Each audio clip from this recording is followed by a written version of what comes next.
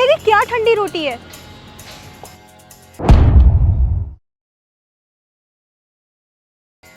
लाइए, अभी सेक कर दे देती हूँ। ये क्या किया तुमने? अरे ठंडी हो गई थी ना रोटी, 2 मिनट रुक जाइए, अभी गर्म करके देती हूँ बस आपको। अरे ये क्या कर रही हो? ये फालतू के काम क्यों कर रही हो? शर्म नहीं आती? और इतना चिढ़के क्यों बोल रही हो? तो करूँ क्या मेम साहब, फिर तो समझ में ही नहीं आ रहा है। दुकान पर गिने चुने लोग आते हैं और कोई आता है तो उसे गरम रोटी देती हूँ तो उसे ठंडी रोटी चाहिए, किसी को ठंडी रोटी देती हूँ तो उसे गरम रोटी चाहिए। मैं क्या करूँ, मेरी समझ में नहीं आ रहा है। हाँ तो ठंडी रोटियां रख लो ना, कोई आके गरम रोटी मांगे तो उसे गरम करके दे दो। मेम साहब, आजकल किसी भी इंसान के अंदर इतना सब्र बचा ही नहीं है। कोई भी आता है उसके लिए गरम रोटी बनाने लगती हूँ ना तो वो फटाफट से दूसरे स्टॉल पे जाके खाना खाने लग जाता है। इतने में मैं क्या करूँ, मेरे समझ में नहीं आ रहा है। अरे कुछ भी करती, लेकिन ये नहीं करना चाहिए था तुम्हें। बिल्कुल सही कहा तुमने। एक तो इतना बेकार खाना है, ऊपर से इतनी बदतमीजी कर रही हो।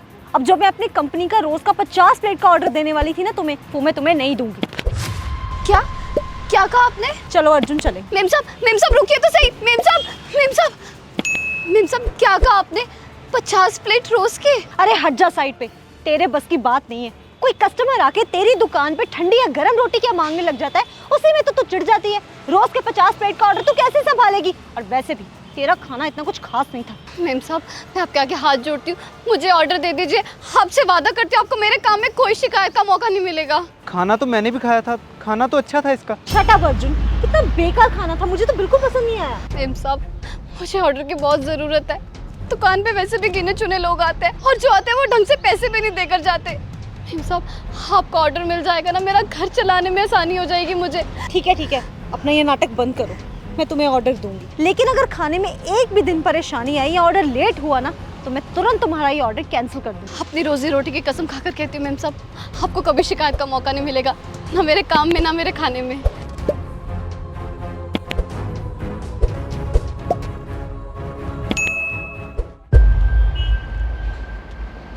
यार कविता, एक बात बताओ, तुमने मुझे वहाँ चुप रहने को क्यों बोला, जबकि उसका खाना सच में अच्छा था? और तुम भी तो ये बोलती थी ना कि उसका खाना अच्छा होता है, फिर भी तुमने उसकी बेइज्जती कर दी, ऐसा क्यों? क्योंकि वो एक खुददार लड़की है अर्जुन, उसकी हेल्प मुझे ऐसे ही करनी थी। हेल्प? मैं कुछ समझा नहीं। 2 दिन पहले की बात है, एक लड़का इसकी पैसों से मदद करने आया था, तो इसने उस लड़के को थप्पड़ मार दिया। बहन, ये लो 500 रुपये। क्या खाओगे भैया? अरे नहीं, मैं कुछ खाऊंगा नहीं, ये तो बस मैं इसीलिए तुम्हें दे रहा हूँ क्योंकि मैं तुम्हारी मदद करना चाहता हूँ। मैं अक्सर यहाँ से गुजरता हूँ और देखता हूँ कि तुम यहाँ पे खड़े होकर धूप में खाना बेचती हो और तुम्हारे पास कुछ ज़्यादा कस्टमर्स भी नहीं आते हैं, तो सोचा कि तुम्हारी ऐसी मदद कर दूँ। ऐसा है कि मुझ पर तरस खाने की जरूरत नहीं है कि पकड़ो अपने पैसे। मैं मेहनत का कमाती हूँ, यहाँ पर उसका खाती हूँ, भीख मांगने के लिए नहीं खड़ी हूँ सड़क पे। कुछ खाना है तो खाओ वरना निकलो यहाँ से। बड़ी बदतमीज हो तुम। अब तुम ही बताओ अर्जुन, अगर मैं डायरेक्टली इसे 50 प्लेट का ऑर्डर देती तो क्या ये एक्सेप्ट करती? बिल्कुल भी नहीं। अब मैंने जिस तरह से इसकी हेल्प की है ना, इसने उसे एज अ चैलेंज एक्सेप्ट किया है, क्योंकि बात अब उसकी इज्जत पे आ गई है। अब वो पूरा मन लगा के काम करेगी, खूब मेहनत भी करेगी, और उसे ऐसा भी नहीं फील होगा कि किसी ने उसकी हेल्प की है या किसी ने उस पर एहसान किया है या उसने किसी से भीख मांगी है। ये तो तुमने बहुत अच्छा किया, काश तुम्हारे जैसे और लोग होते। Proud of you. चलिए।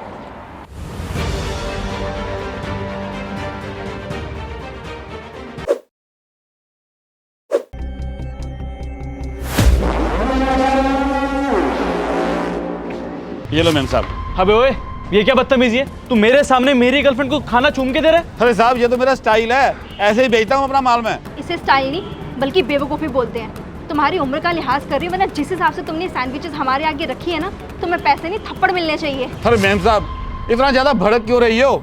ये तो मेरा रोज का काम है, मैं हर कस्टमर को ऐसे ही देता हूँ, वो तो कभी नहीं भड़के मुझ पे। पागल होंगे वो लोग जो इस लुच्चेपन को सपोर्ट करते हैं। अरे साहब, कैसी बातें कर रहे हो? लोग ऐसे छोटे मोटे काम करके ना आजकल के पढ़े लिखे लोगों से ज़्यादा पैसा कमा रहे हैं। अगर आपको यकीन नहीं आता ना तो ये देखो, ये इंटरनेट ना भरा पड़ा है इन जैसों की वीडियो से।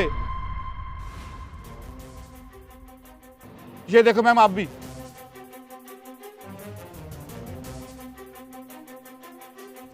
देख रहे हो साहब, ये बंदा दूध जूठा करके चाय बना के बेच रहा है, फिर भी लोग पी रहे हैं ना। और मैम साहब क्या बोल रही थी? डिस्गस्टिंग। अरे मैम साहब, ये देखिए, ये दीदी ना रो रो के 15 रुपए वाले वड़ा पाव को 50-50 रुपए में बेच रही है। तब आप ही बताओ, सीधे सीधे धंधा करने में कोई फायदा तो है ही नहीं। जब से किस करके खाना देना शुरू किया ना, लोगों ने यहाँ आना शुरू कर दिया है। और देखो मेरा धंधा भी कितना बढ़िया चल रहा है। क्या हो गया आजकल के लोगों को, किसी को भी सपोर्ट कर रहे हैं यार। सब जो भी लोग हैं, पर लोगों का घर तो चल रहा है ना। और जितने ज़्यादा लोग आते हैं, ये लोग उतने ही ज़्यादा उल्टे काम करके अपने आप को चर्चा में रखते हैं। ये सिर्फ 4 दिन की चांदनी है।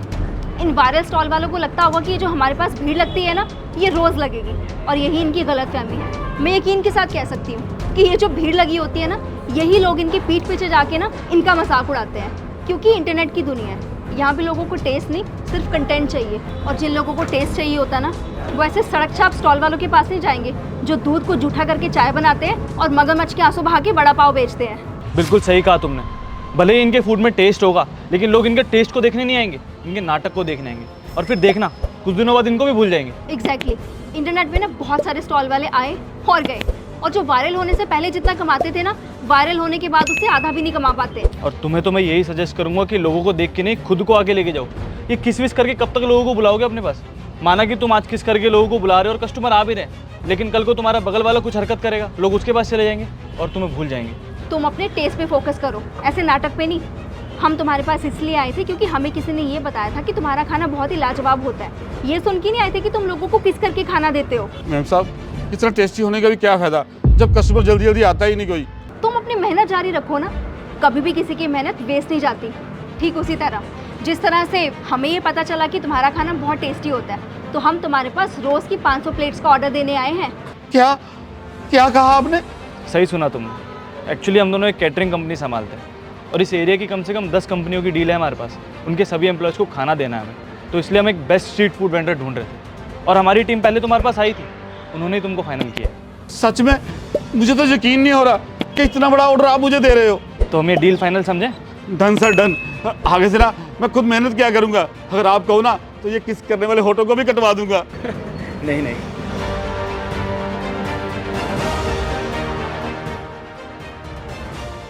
दोस्तों, आजकल के लोग अर्ली सक्सेस पाने के लिए और अपने धंधे को जल्दी चलाने के लिए कुछ भी उल्टे सीधे काम करते हैं, लेकिन वो ये भूल जाते हैं कि जब उनके खाने में क्वालिटी नहीं रहेगी ना, तो वो ज़्यादातर मार्केट में टिक भी नहीं पाएंगे।